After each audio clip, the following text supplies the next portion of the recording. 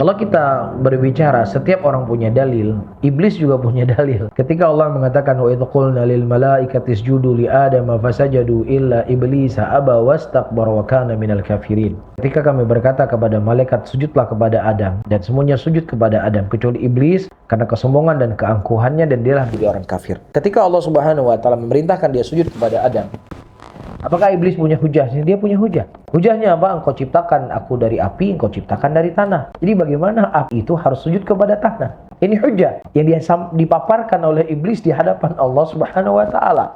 Nah, kalau seandainya setiap orang mengatakan, setiap orang punya dalil, maka tidak boleh saling mengingkari. Ya kalau gitu nggak boleh juga kamu mengingkari iblis nanti. Karena iblis juga punya dalil.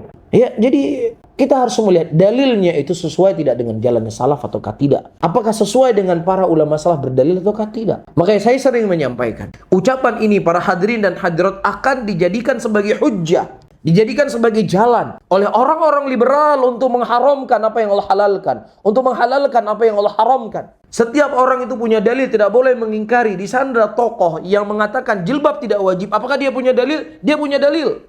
Beberapa waktu lalu ada orang yang mereka menghalalkan zina. Zina yang diharamkan dalam Al-Quran adalah zina yang itu sifatnya ditegakkan hukum padanya. Tetapi ketika zina itu tidak ditegakkan hukum kepadanya, misalnya dia berzina diam-diam, suka sama suka, bukan pemerkosaan, bukan di depan umum, tidak ditegakkan hukum di sana karena dia tersembunyi, nggak ada saksinya, maka itu tidak haram. Allah tidak mengharamkan zina seperti ini. Dia nisbatkan itu kepada Allah pakai dalil. Maka hati-hati, hati-hati para hadirin dan hadirat. Saya ingatkan kembali, jangan sampai Anda menjadi jalan lebar, tol buat orang-orang liberal. Jadi apapun yang mereka ingin ucapkan, semua agama baik, ada dalilnya, ada dalilnya dari Al-Quran. Semua mereka punya dalil. Maka kita katakan, apapun dalil yang kamu gunakan untuk membenarkan sesuatu atau menyalahkan sesuatu, itu dalilnya harus sesuai dengan pemahaman para salaf. Harus sesuai dengan jalannya sahabat, harus jalannya tabi'in. Ini SOP-nya nggak boleh keluar dari sini. Ketika Anda keluar dari sini, maka Al-Quran dan hadis yang Anda jadikan sebagai dalil, itu cuman ada pemahaman Anda, bukan itu yang diinginkan oleh Al-Quran, bukan itu yang diinginkan oleh hadis Rasulullah SAW. Makanya ketika Abdullah ibnu Abbas radhiyallahu ta'ala anhu ditanya pada waktu itu, "Kaifa takhtalif hadhil ummah?" Bagaimana umat ini bisa berselisih? Nabinya satu, kitabnya satu, kiblatnya satu, Tuhan yang disembah satu. Abdullah ibnu Abbas radhiyallahu ta'ala anhu mengatakan, diturunkan kepada kita Al-Quran, dan kita tahu bagaimana maksud diturunkan ayat tersebut. Untuk apa diturunkan ayat tersebut kita tahu.